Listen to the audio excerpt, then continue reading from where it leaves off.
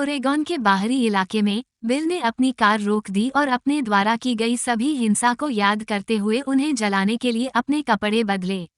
इसकी शुरुआत 2 दिन पहले हुई थी। बिल एक 23 वर्षीय लड़का है जो अपने मेहनती माता पिता के साथ रहता है। वह लगातार क्रोध और हताशा की स्थिति में है, जो दुनिया की स्थिति के बारे में अवसादग्रस्त समाचारों और प्रभावशाली लोगों के वीडियो के जुनूनी उपभोग के कारण होता है। इस हताशा से उबरने के लिए बिल अपने कमरे में एक बैग पर मुक्का मारता है, वजन उठाता है या डार्ट्स खेलता है। जब बिल अपने माता पिता के सामने होता है तो वह एक शांत आदमी होने का नाटक करता है। एक सुबह चीजें मुश्किल हो गईं जब बिल के माता पिता ने सूचित किया कि उसके घर से बाहर जाने का समय हो गया है। जैसे ही बिल जूस गिराता है, बिल टूट जाता है और अपने माता पिता को याद दिलाता है कि समझौते में उसे तब तक उनके साथ रहना शामिल है जब तक कि उसके पास अपनी शिक्षा के बाद की पढ़ाई के लिए पर्याप्त पैसे नहीं बच जाते, क्योंकि वो ये काम अपने दम पर करना चाहता है। उनके पिता बताते हैं कि उस पैसे में से कुछ किराए पर खर्च किया जा सकता है और बिल उन पर अपराध बोध का आरोप लगाता है। बहस छिड़ जाती है, लेकिन माता पिता को काम पर जाना होता है, इसलिए वे बिल से कहते हैं कि वे कुछ वर्षों तक उसकी मदद करेंगे, लेकिन फिर भी वे बाद में रात के खाने पर इस मामले पर ठीक से चर्चा करना चाहते हैं। इसके बाद बिल शहर में ड्राइव करता है और एक कॉफी शॉप में जाता है, जहां वह अतिरिक्त फोम के साथ डबल एस्प्रेसो मैक्चिटो का ऑर्डर करता है। बरिस्ता ऑर्डर को जल्दी से पूरा कर देता है, लेकिन बिल जो देखता है उससे निराश हो जाता है और दावा करता है कि यह मैक्चिटो नहीं है क्योंकि इसमें फोम नहीं है। एक बहस शुरू हो जाती है और बिल अपने पैसे वापस मांगते हुए कॉफी वापस कर देता है, लेकिन बरिस्ता सोचता है कि वो बेवकूफ है और पैसे वापस करने से इनकार कर देता है।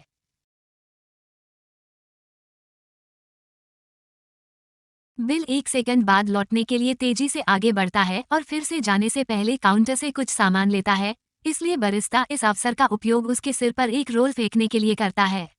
घंटों बाद बिल एक गैराज में एक वैन ठीक करने का काम कर रहा है। अचानक उसका बॉस आता है और बताता है कि उसके दोपहर के भोजन का समय समाप्त हो गया है, इसलिए उसे वैन पर समय बर्बाद करने के बजाय कारों पर काम करना चाहिए। बिल उससे अपने सबसे अच्छे कर्मचारी के साथ बेहतर व्यवहार करने के लिए कहता है और वेतन वृद्धि की मांग करता है, लेकिन उसका बॉस उसे मना कर देता है। बिल के पास कारों के साथ काम करने के अलावा कोई विकल्प नहीं है, लेकिन सबसे पहले वो वैन के अंदर एक रहस्यमयी बैग छोड़ देता है। काम के बाद बिल अपने एकमात्र दोस्त इवान से मिलता है, जो एक विद्रोही प्रभावशाली व्यक्ति है जो सामाजिक मानदंडों का विरोध करने और सिस्टम के बारे में शिकायत करने के बारे में वीडियो बनाता है। इवान बिल को 2 पैकेज देता है और उससे कहता है कि वो उसके घर सामान भेजना बंद कर दे क्योंकि उसके पिता को ये पसंद नहीं है। वो ये भी जानना चाहता है कि पैकेजों में क्या है, लेकिन बिल बस इतना कहता है कि यह एक आश्चर्य है। तब बिल ने फैसला किया कि वे चिकन डन में कुछ खा रहे हैं, हालांकि इवान को कंपनी मंजूर नहीं है क्योंकि वह जानवरों के अधिकारों में विश्वास करता है और सलाद का ऑर्डर देता है। एक बार जब वे अपना खाना खा लेते हैं तो लड़के अपने आगामी पेंटबॉल खेल पर चर्चा करते हुए खाते हैं और जब कर्मचारी ट्रे लेने आता है तो वे बाधित हो जाते हैं।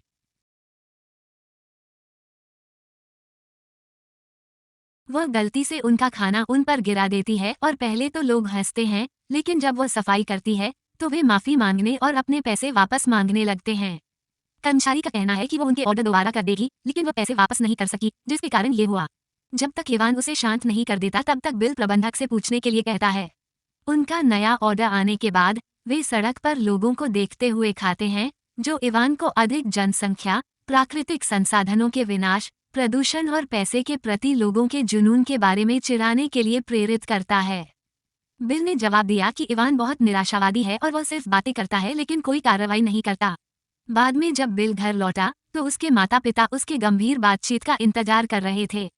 वे थोड़े गुस्से में हैं क्योंकि बिल ने फोन नहीं किया और रात का खाना नहीं खाया, इसलिए उन्होंने माफी मांगी और वादा किया कि वे सुबह बात करेंगे क्योंकि तब उनके पास रोमांचक खबर होगी। इसके बाद बिल अपने कमरे में जाता है, जहां वो किताबें और पत्रिकाएं पढ़ता है। बेटा रॉबी उसे बताता है कि उसने पहले एक लड़के को रोते देखा था और सोचता था कि क्या उसे अधिकारियों को सूचित करना चाहिए, इसलिए जॉन कहता है कि उसे ऐसा करना चाहिए। हालांकि वे पिता और पुत्र हैं, रॉबी जॉन को पिता के बजाय उसके नाम से बुलाता है। बाद में शाम को सोते हुए जॉन उस दिन का सपना देखता है जब उसकी पत्नी को गिरफ्तार कर लिया गया था। जब अधिकारियों ने उसके घर पर धावा बोला तो जॉन ने तुरंत उनमें से 2 को निहत्था कर दिया, लेकिन जैसे ही उन्होंने उसे बताया कि उसकी पत्नी एक अपराधी थी, उसने लड़ना बंद कर दिया। बाहर जाते समय उसकी पत्नी ने उसे चूमा और कहा कि जब तक उनके दोनों बच्चे उसे देखते रहें तब तक वो उसे न भूले। अगली सुबह तैयार होते समय जॉन गलती से प्रोसियम की अपनी शीशी फर्श पर गिरा देता है और वह टूट जाती है। जब रॉबी ने इस पर ध्यान दिया तो उसने अपने पिता को प्रतिस्थापन के लिए इक्विलिब्रियम सेंटर में रुकने की याद दिलाई। हालांकि जब जॉन केंद्र में पहुंचता है तो उसे पता चलता है कि आतंकवादी गतिविधि के कारण यह अस्थायी रूप से बंद है और लोगों को अपनी आपूर्ति प्राप्त करने के लिए दूसरे क्षेत्र के केंद्र में जाना होगा। उस समय ब्रांड उसे एक मिशन के लिए लेने आता है, इसलिए जॉन उसे आज की प्रोसियम की कमी के बारे में बताए बिना उसके साथ जाने का फैसला करता है। फिर जॉन और ब्रांड रेडर हाउस में मैरी नाम की एक महिला से मिलने जाते हैं। जॉन मैरी को शीशे के सामने धकेलता है, लेकिन जब उसे अपनी पत्नी की याद आती है तो वह रुक जाता है। सौभाग्य से वह तेजी से ठीक हो जाता है और जब ब्रांड दर्पण को उसके कलात्मक फ्रेम के कारण नष्ट कर देता है तो अधिकारी अवैध वस्तुओं से भरे कमरे को खोजने के लिए एक दीवार को ध्वस्त कर देते हैं। हताश मैरी एक अधिकारी से बंदूक लेती है और उसका निशाना जॉन पर लगाती है, इसलिए ब्रांड उसे गोली मारने की कोशिश करता है। हालांकि जॉन ने उसे ये कहते हुए रोक दिया कि वे भूमिगत के बारे में जानकारी प्राप्त करने के लिए उसका उपयोग कर सकते हैं। इसके बाद मैरी को पूछताछ के लिए मुख्यालय ले जाया गया। जॉन उससे अन्य विद्रोहियों के बारे में पूछता है, लेकिन मैरी सवालों को नजरअंदाज कर देती है और इसके बजाय जॉन से उसके जीने के उद्देश्य के बारे में पूछती है। जॉन का कहना है कि उनका उद्देश्य उनके समाज को अच्छी तरह से चलाना है, लेकिन मैरी बताती है कि यह गोलाकार तर्क है। उसका उद्देश्य केवल अपना अस्तित्व बनाए रखने के लिए जीना है। जाने से पहले जॉन अपने मन को शांत करने के लिए रंगरूटों का प्रशिक्षण देखता है। उस रात जॉन ने अपना इंजेक्शन नहीं लगाया और देखा कि कैसे एरोल का शरीर भस्म हो गया है। हालांकि जब वो जागता है तो उसे एहसास होता है कि यह एक बुरा सपना था। अजीब महसूस करते हुए वो खिड़की की ओर भागता है और कांच पर लगे रंग को हटा देता है, जिससे उसे पहली बार सूर्योदय देखने का मौका मिलता है।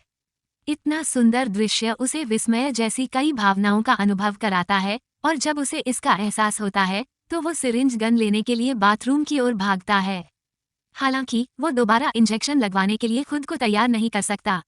फिर जॉन काम के लिए निकल जाता है, लेकिन मुख्यालय में प्रवेश करने से पहले वो उन्हें नष्ट करने के लिए प्रोसियम शीशियों का एक गुच्छा जमीन पर गिरा देता है।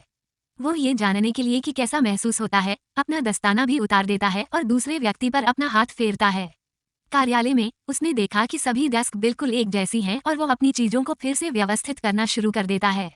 ब्रांट ये देखता है और उससे पूछता है कि क्या हो रहा है, लेकिन जॉन उसे बताता है कि वो सिर्फ अपने स्थान का अनुकूलन कर रहा है। उनका अगला मिशन कुछ इंद्रिय अपराधियों के पीछे जाना है। जैसे ही वे उस जगह पर छापा मारते हैं, अधिकारी विद्रोहियों के खिलाफ भीषण गोलीबारी में फंस जाते हैं। एक आदमी जॉन पर हमला करने की कोशिश करता है, इसलिए ब्रंट उस आदमी को गोली मार देता है। जब जॉन उस आदमी को पकड़ता है तो वह गलती से उसकी आंखों में देखता है और देखता है कि जीवन शरीर से निकल रहा है। अब जो चीजें वो देख रहा है उससे परेशान होकर वो तुरंत शरीर छोड़ देता है, लेकिन उसे तब और बुरा लगता है जब वो अपने हाथों पर खून देखता है। जबकि अधिकारी सभी विद्रोहियों को मार देते हैं, जॉन को अवैध चीजों से भरे एक गुप्त कमरे का पता चलता है और वो करीब से देखने का फैसला करता है। उसे बीथोवेन की 9वीं सिम्फनी का विनाइल रिकॉर्ड मिलता है और वो बर्फ की दुनिया को देखते हुए उसे बजाता है, सभी कर्मचारियों और ग्राहकों को दीवार के सामने खड़ा करने से पहले चेतावनी। फिर वो अपना हेलमेट उतारता है और थोड़ा पानी लेता है, ये बताते हुए कि कवच बहुत गर्म है। वो आराम करने के लिए एक सीट पर बैठ जाता है और पीड़ितों के इतने डरे हुए होने का मजाक उड़ाना शुरू कर देता है। कुछ महिलाएं दया की भीख मांगती हैं और अपने परिवारों का उल्लेख करती हैं, इसलिए बिल कहता है कि उसे मिचली आ रही है और वो किसी को मारे बिना दुकान छोड़ देता है। हालांकि वो 2 सेकंड बाद सैलून में लोगों को फिर से घेरने के लिए लौटता है और उन सभी को एक ही समय में गोली मार देता है क्योंकि उन्होंने उसका चेहरा देखा था। बिल का अगला पड़ाव बिंगो है, जहां कुछ बुजुर्ग लोग खेलने में इतने व्यस्त हैं कि उस पर ध्यान नहीं दे पाते। वो कुछ खाना लाने का फैसला करता है और इस क्लर्क को पता चलता है कि वह पागल है, इसलिए वो उससे इसके लिए शुल्क नहीं लेता है। बिल बूढ़े लोगों के बीच एक मेज पर बैठता है और अपने सैंडविच का एक टुकड़ा खाता है, लेकिन उसे इसका स्वाद नापसंद होता है। अपने गुस्से को उबलता हुआ महसूस करते हुए बिल कॉल करने वाले के पास जाता है और नवीनतम नंबर चुरा लेता है क्योंकि वो इसे सभी के लिए कॉल करता है, लेकिन कॉल करने वाले को छोड़कर कोई भी प्रतिक्रिया नहीं करता है जो उससे विनम्रता से नंबर वापस देने के लिए कहता है। बिल को एहसास होता है कि इन लोगों को उसकी मदद की जरूरत नहीं है क्योंकि वे पहले ही मर चुके हैं और चले जाते हैं। इसके बाद बिल रेडियो सुनते हुए स्थानीय बैंक की ओर चला जाता है, जो पहले से ही उसके सभी अपराधों को कवर कर रहा है। एक बार जब वह बैंक में पहुंच जाता है तो वह भयानक तरीके से पार्क करता है और अंदर जाने से पहले तुरंत आने वाले गार्ड पर गोलियां चला देता है। जब वह सभी को अलार्म से दूर कर देता है, अचानक एक कर्मचारी पीछे से उस पर कूदता है और उसे गिरा देता है, लेकिन बिल तुरंत उसे पकड़ लेता है और चाकू से उसे मार देता है। लोग घबराने लगते हैं, इसलिए मैनेजर से तिजोरी खोलने के लिए कहने से पहले बिल ने उनमें से कई लोगों को गोली मार दी। जब प्रबंधक चाबी खोजता है, बिल एक कर्मचारी से एक बैग में रजिस्टर खाली करवाता है। इसके बाद प्रबंधक दिखावा करता है कि उसे तिजोरी का पासवर्ड नहीं पता है, इसलिए बिल समझ और अपमान के बीच बारी बारी से उससे बात करना शुरू कर देता है जब तक कि वो व्यक्ति अंततः उसे खोल नहीं लेता। एक बार जब सारा पैसा बैग में आ जाता है तो बिल अपनी कार में वापस जाता है, असली पैसे वाला बैग डिक्की में रखता है और अपने द्वारा मुद्रित नकली बिल वाला बैग बाहर निकालता है। फिर वह पैसों को आग लगाने का दिखावा करता है और चिल्लाता है कि पैसे बेकार हैं। बिल के अपनी कार में जाने के बाद बैंक मैनेजर बाहर आता है और जले हुए पैसे देखता है, इसलिए वो शेरिफ को बुलाता है। पत्रकारों को अपने सभी अपराधों के बारे में बात करते हुए सुनते हुए बिल गाड़ी चलाना जारी रखता है। रेडियो का उपयोग करते हुए वो पुलिस की आवृत्ति पकड़ लेता है और जान जाता है कि वे उसे खोज रहे हैं। ये पुलिस वाले चौराहे से शहर में आएंगे। उसी समय बिल को उसकी मां का फोन आता है, इसलिए वो तुरंत झूठ बोल देता है और शहर में होने वाली घटनाओं के बारे में न जानने का नाटक करते हुए कहता है कि उसने घर नहीं छोड़ा है। कुछ क्षण बाद बिल मुर्गों की मांद पर रुकता है और उस कर्मचारी को मार देता है जिसने कल उनका खाना गिरा दिया था। उसी समय इवान उसे बुलाता है और देर से आने के लिए उसे डांटता है, क्योंकि अब उन्हें जंगल में पेंटबॉल खेलना है। बिल का कहना है कि वो कामकाज में व्यस्त है और वो जल्द ही वहां पहुंचेगा। जंगल के रास्ते में बिल चौराहे पर रुकता है और इंतजार करने के लिए अपनी कार में वापस जाने से पहले स्वागत चिन्ह के पीछे एक बड़ा बम लगाता है। इवान उसे फिर से बुलाता है क्योंकि वो इंतजार करते करते थक गया है, लेकिन बिल उसे 10 मिनट और इंतजार करने के लिए मना लेता है, यहाँ तक कि यह भी कहता है कि अगर वो ऐसा नहीं करेगा तो वो उसे मार डालेगा। जब पुलिस अंततः 2 वाहनों में आती है तो बिल बम विस्फोट करता है और विस्फोट कारों में से एक पर पड़ता है, जिससे वो पलट जाती है। शेरिफ की कार विस्फोट से बचने में सफल हो जाती है और जब बिल उन्हें आते देखता है तो वह तुरंत अपनी कार में बैठ जाता है, जिससे सड़क पर पीछा शुरू हो जाता है। वे कुछ शॉट्स का आदान प्रदान भी करते हैं, लेकिन वे सभी चूक जाते हैं, इसलिए शेरिफ ड्राइवर को बिल की कार से टकराता है, लेकिन वो उन्हें वापस टकरा देता है और यह उसके लिए पर्याप्त है। ऊपर उन्हें पीछे छोड़कर कुछ क्षण बाद जब शेरिफ और उसके अधिकारी अंततः बिल तक पहुंचे तो वह पहले ही हाथ में पैसों का थैला लेकर कार से निकल चुका था। वो एक बार के पीछे हाथ रखता है और अधिकारियों को उसका पीछा न करने की चेतावनी देता है, लेकिन जब पुलिस वैसे भी ऐसा करती है और गोली चलाती है। भागने से पहले बिल अपनी कार को उड़ाने के लिए डेटोनेटर का उपयोग करता है।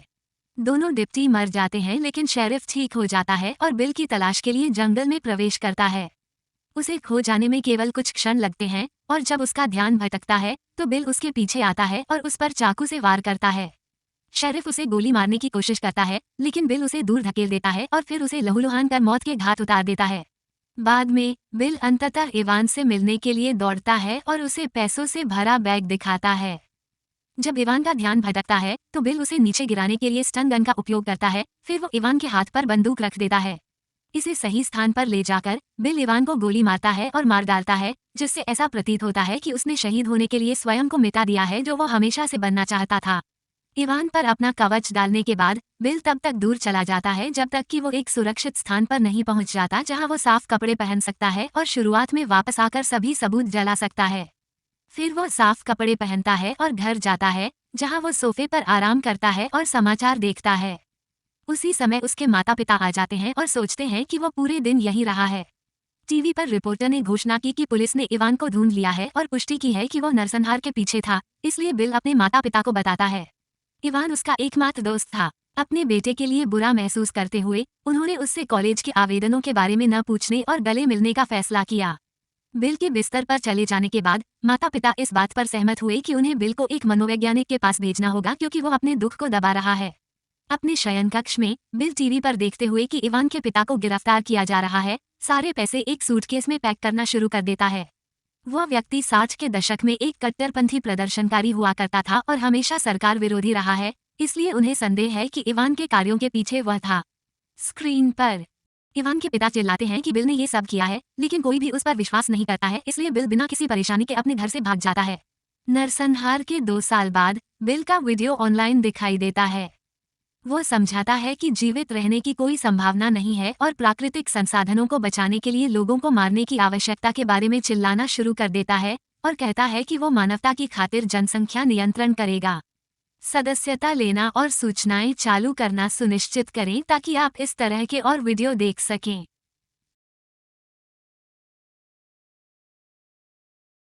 देखने के लिए धन्यवाद।